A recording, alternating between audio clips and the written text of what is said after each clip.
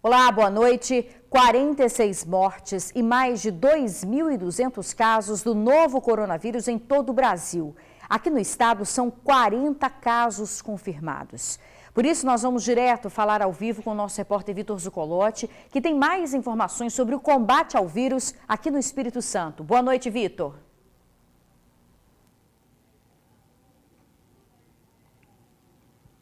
Isabela, boa noite para você, boa noite a todos que acompanham o TN2. É isso mesmo que você falou, 40 casos confirmados de coronavírus aqui no Espírito Santo. 7 novos casos foram confirmados agora há pouco pelo governador Renato Casagrande durante o pronunciamento sobre as medidas da sala de situação de emergência. Todos esses novos casos, a maioria na realidade, segundo o governador, são de pessoas que viajaram para o exterior, ou seja, são casos importados. Durante esse pronunciamento, o governador também falou sobre a situação do transporte coletivo. A gente viu aí que nos horários de pico muita gente está utilizando os ônibus e ele falou que vai reforçar a frota durante esses horários de pico para evitar aglomeração e também já está sendo instalado nos terminais, onde você espera o ônibus, na plataforma, no chão, uma marcação, um X vermelho de distância de 1,5 metro de um passageiro para outro. Isso tudo para evitar contato entre essas pessoas. E a Secretaria de Saúde também informou que a CESA quer ampliar, dobrar a capacidade de testes para o novo coronavírus pelo LACEN, que é o Laboratório Central aqui no estado. Hoje, 90 testes são realizados por dia e a expectativa é de dobrar, passar para 180 testes. Bom, agora a gente fala da situação dos supermercados. Em Vitória, agora há regras para entrar nos supermercados. As redes devem ter horário específico para os idosos. Menores de 12 anos não podem entrar. Confira aí. Ainda na entrada, pessoas da mesma família são impedidas de terem acesso juntas ao interior do supermercado. A medida faz parte do novo decreto da Prefeitura de Vitória, publicado hoje. O objetivo é diminuir a movimentação de pessoas nos estabelecimentos e evitar a propagação do novo coronavírus. Criança não tem que ir ao supermercado nesse momento, então a gente pede às famílias para não levar as crianças no supermercado. Acima de 60 anos não deve nem estar trabalhando no supermercado e nem indo comprar no supermercado. Então, alguém da família deve fazer essa compra. Já existem grupos de solidariedade nos prédios para poder ajudar as pessoas de mais de 60 anos a comprar. Além disso, os supermercados precisam estabelecer horários específicos para atender os idosos. Esta rede de supermercado, por exemplo, decidiu abrir 1 hora mais cedo. Por aqui, pessoas acima de 60 anos, público que está no grupo de risco de contaminação pelo novo coronavírus, tem entre 7 e 8 horas da manhã para vir às compras. Olha, nós estamos trabalhando com fiscalização, a gente está evitando ao máximo punição, mas em alguns casos, se a pessoa não entender, nós vamos punir. As mudanças no município de Vitória também alteram a rotina dos bares da capital, que agora só podem fazer entregas. Eles não precisam de fechar, eles só não podem abrir as mesas, juntar pessoas, e as pessoas também não podem querer fazer isso. Pois é, pessoal, quem não obedecer às novas regras pode ser multado ou até mesmo detido. E por falar em regras, também uma situação acontecendo agora em Aracruz. No município, as padarias não podem abrir. Elas podem manter o serviço internamente, fazendo o serviço de delivery, entregando a mercadoria para o cliente, ou então o cliente entra em contato com a padaria, fala que vai comprar, vai até o local, retira, mas não pode haver aglomeração na padaria, nas calçadas, consumo de alimentos ali próximo à padaria, muito menos dentro do estabelecimento. A padaria que continuar a funcionar pode ter a licença cassada. E olha só, gente, um dentista de 32 anos é o primeiro caso confirmado de coronavírus em Santa Teresa, na região serrana. O teste dele deu positivo, depois ele voltou de uma viagem à Europa. Ele foi à Áustria e depois aí o teste confirmado. Ele está desde o dia 18 de março isolado e, segundo ele está assintomático. Chegou a apresentar um pouquinho de cansaço, febre de 37 graus, mas apesar disso ele continua sem os sintomas comuns que a gente sabe aí do coronavírus. E para finalizar, outra medida do governador Renato Casagrande na sala de situação de emergência são as barreiras sanitárias que começam a funcionar já a partir de amanhã semana nas divisas com Rio de Janeiro, Bahia e também Minas Gerais, BR-101, BR-262, tudo aí para tentar evitar a disseminação do vírus, entrada de pessoas com esse vírus e também a saída de pessoas aqui do estado. Essas são as medidas contra o coronavírus aqui no Espírito Santo. As atualizações, Isabela, eu volto com você aí no estúdio. Obrigada, Vitor, pelas informações. Olha, um dos lugares que os capixabas estão autorizados a ir são os supermercados, né? Até porque é um serviço essencial. Mas a ida ao local gera o medo de contaminação. Como deve ser, então, feito este momento de compras? Uma médica dá todas as dicas. Acompanhe. Timidamente, poucos clientes chegam ao mercado para fazer compras. Como grande parte da população está em casa, o consumo aumenta e a reposição dos produtos pode ser necessária. Em alguns estabelecimentos da Grande Vitória, as lojas continuam movimentadas. O ideal é ir ao supermercado já com uma lista bem definida de compras. Em primeiro lugar, não deve ir ao supermercado se não houver necessidade.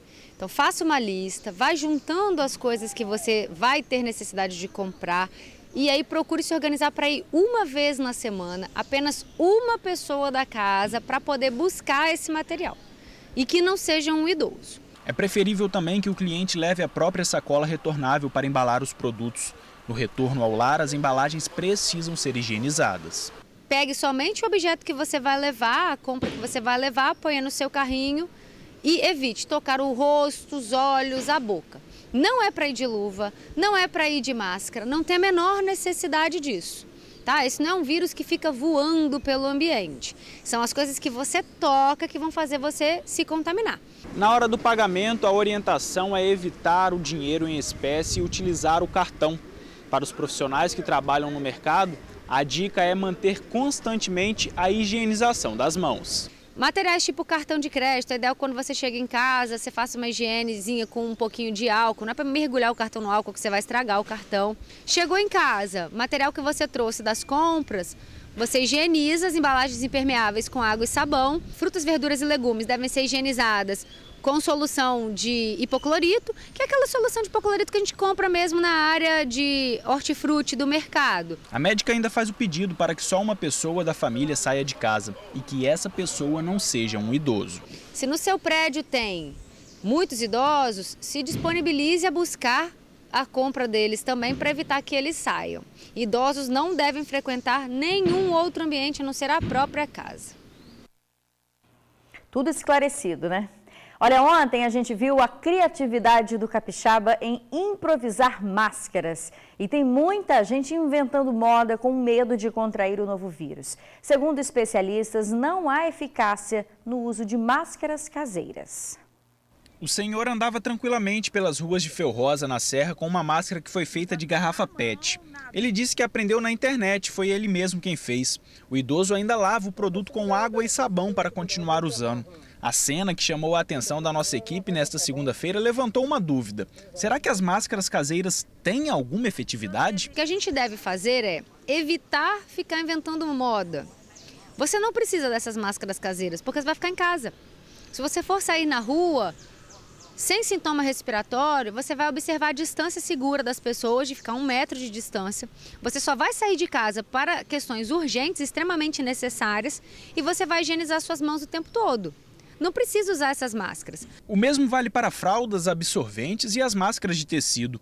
Na verdade, o tecido pelo menos protege quem está à sua volta, mas não pense que você estará protegido. A máscara de tecido também, que estão ensinando a fazer aí, que estão vendendo, só protege contra a sua própria secreção respiratória, porque ela vai juntar as suas gotículas nela e não vai deixar você cuspir no outro. Mas ela não impede que você pegue alguma doença respiratória não, porque ela não é máscara certificada para uso em ambientes que precisam de isolamento respiratório. Com a falta de máscaras no mercado, o povo começa a inventar soluções, mas acaba colocando a própria saúde em risco. O ideal mesmo é ficar dentro de casa e lavar bem as mãos. O ideal é a higiene das mãos o tempo todo com água, sabão e álcool gel e evitar sair quando você não tem necessidade. Só sair em último caso. Preferir esses aplicativos que fazem entrega em casa. Hoje tem aplicativo de entrega de tudo. Tudo que você imaginar eles entregam em casa. Tem lojas que estão fazendo entregas via telefone também. Então você não precisa ficar se expondo no ambiente externo. E ainda vale reforçar que só as pessoas com sintomas respiratórios e os profissionais da saúde devem usar a máscara.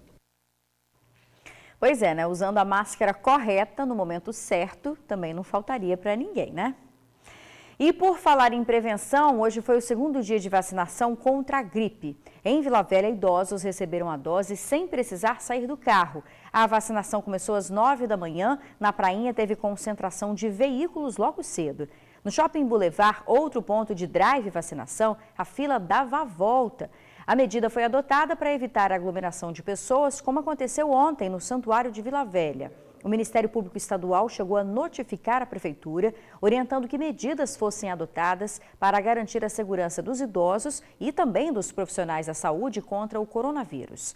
A Secretaria de Saúde de Vila Velha informou agora há pouco que amanhã só vai ter vacinação na Prainha, no Shopping Boulevard, no ginásio do Tartarugão e na escola Professor Paulo César Vinha, que fica em Terra Vermelha. A seguir, a gente fala dos casos de violência na Grande Vitória. Em Cariacica, uma grávida foi assassinada dentro de casa. Agora, imagens ao vivo do trânsito para você na Avenida Fernando Ferrari, em Goiabeiras. A gente já volta. Estamos de volta. Vou chamar mais uma vez o repórter Vitor Zucolotti, que tem informações de um tiroteio que assustou moradores no Morro do Romão na madrugada de hoje. Algum desses suspeitos do tiroteio foi preso, Vitor? Boa noite.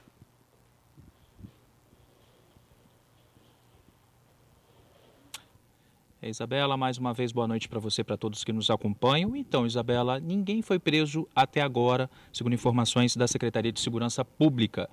O que aconteceu, né, um tiroteio mais uma vez no Morro do Romão, em Vitória. Os disparos foram ouvidos por volta de 2 horas da madrugada dessa terça-feira até às 5 horas da manhã, pelo menos, disparos de armas pesadas. Inclusive, a gente tem um vídeo aí para vocês terem uma noção do barulho que a população ouviu durante essa madrugada. Confere aí, bem complicada a situação desses moradores.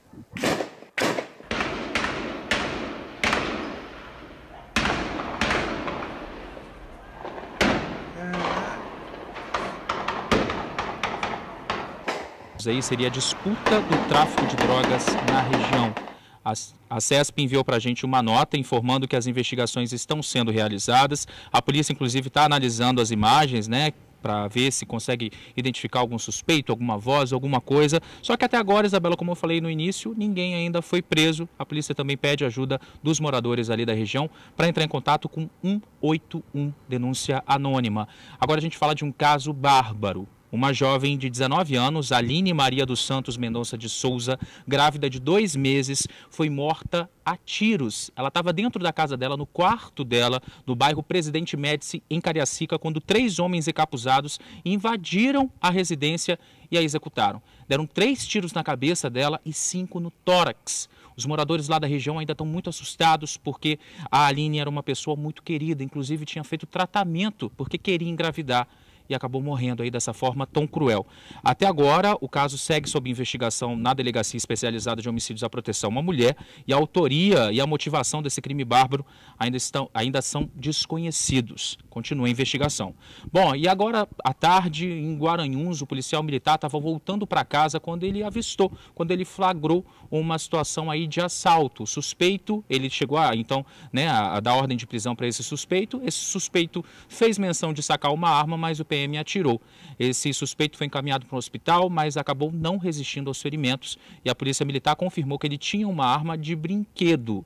Depois dessa situação, os moradores lá na região ficaram revoltados, puseram fogo em pneus na avenida principal ali de Guaranhuns durante essa tarde e inclusive a PM foi chamada no local, levou 4 pessoas detidas por resistência à ação da polícia. A gente entrou em contato, a Polícia Civil está investigando o caso e agora há pouco também um ônibus começou a ser incendiado também na região de Guaranhuns. A gente não sabe ainda se existe uma ligação, mas tudo leva a crer que é assim alguma situação relacionada a esse fato que aconteceu hoje à tarde ali em Vila Velha. Essas são as informações de polícia. Isabela, eu volto com você aí no estúdio.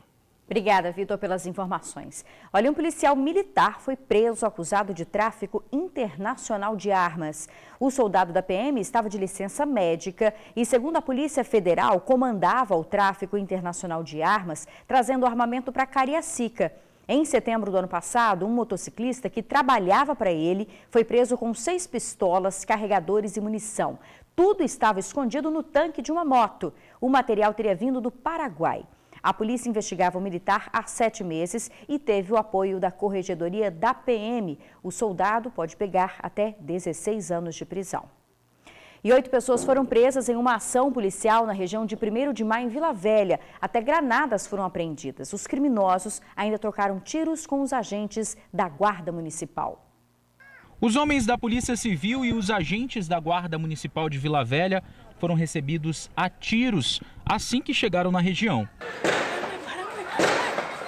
Durante a operação, os criminosos ainda acertaram um tiro na viatura da Guarda Municipal. A operação conjunta da Polícia Civil e da Guarda Municipal foi realizada para encontrar esconderijos de drogas e armas e também dar continuidade às investigações dos crimes cometidos nos bairros Santa Rita e também 1º de Maio. Um dos locais revistados pela polícia foi essa casa abandonada, que fica em meio a uma área de mangue.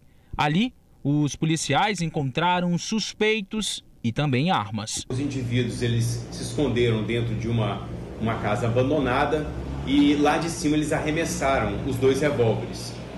Porém, nós realizamos as buscas no local e encontramos armamentos.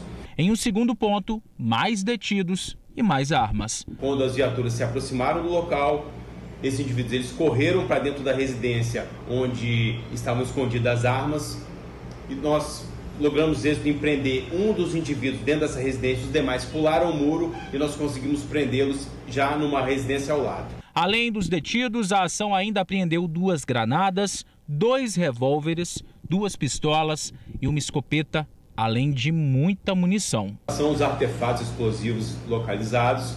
Nós acionamos o esquadrão antibombas da Polícia Militar, que recolheu o material e deu encaminhamento. A apreensão dos armamentos desses narcotraficantes é muito importante para que haja diminuição nos confrontos entre esses indivíduos. Na Serra, um roubo terminou em morte. 3 criminosos roubaram um carro, na fuga avançaram o sinal vermelho num cruzamento, acabaram batendo de frente com um ônibus. O acidente aconteceu na BR-101. O condutor do carro morreu na hora. Um segundo suspeito fugiu e o terceiro foi levado para o hospital sob escolta da polícia. Nenhum passageiro do ônibus ficou ferido. Os suspeitos tinham invadido uma residência em Jardim Limoeiro, amarraram o proprietário e levaram vários objetos como televisão e aparelhos eletrônicos. O detido foi autuado em flagrante por roubo e o que fugiu ainda não foi encontrado, segundo a polícia. No retorno do TN2, a gente fala de como os alunos da rede particular estão se preparando para o Enem. Agora imagens ao vivo do trânsito para você na ponte de Camburi. A gente volta bem rapidinho. Estudantes que vão fazer o Enem este ano estão preocupados com a pandemia de coronavírus. É que, como as aulas foram suspensas, os alunos de escolas particulares estão tendo que estudar em casa. Os professores enviam material pela internet. É na sala de casa que o professor Werley tem dado aula nos últimos dias. No lugar dos livros, que normalmente são usados na sala de aula, entraram o violão e a espada para ilustrar a aula de história. Nós temos aqui a cantiga de amigo. O que é a cantiga de amigo? Nós estamos no período de guerras. Naqueles períodos, alguns cavaleiros eles saíam, iam para outros lugares e aquele homem ele ficava ali. O Werley dá aula para turmas do ensino médio e cursinho pré-vestibular. Ele retornou às atividades de forma virtual após o decreto publicado pelo governo do estado que autorizou as aulas da rede particular pela internet. A medida está sendo aplicada no ensino básico e superior. Uma grande preocupação minha com a quarentena era de como iria ficar a minha rotina de estudos, já que esse é um ano bem decisivo para mim, com o Enem e vestibulares. A minha escola, vendo toda essa situação, de não poder sair de casa desse período, ela decidiu estar trabalhando com o método Classroom, onde os professores nos enviam videoaulas, exercícios, a matéria por slide. Graças à ajuda da tecnologia, Isadora pode contar com conteúdo atualizado e ainda tirar dúvidas com o professor de forma online.